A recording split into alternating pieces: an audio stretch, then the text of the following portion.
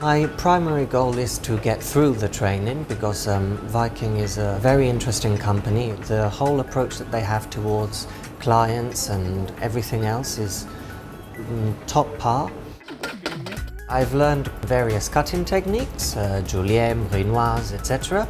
I've learned how to make an omelette, a French toast, and a orange and carrot soup. So a wide range of things.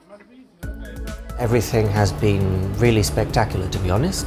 The chefs are very funny, they know a great deal of things. They're always there to help. It's my first time and I'm really enjoying it. The wide range of people from many nations that you meet, that's also something very enriching. And seeing from the window of a ship the world as it sails by.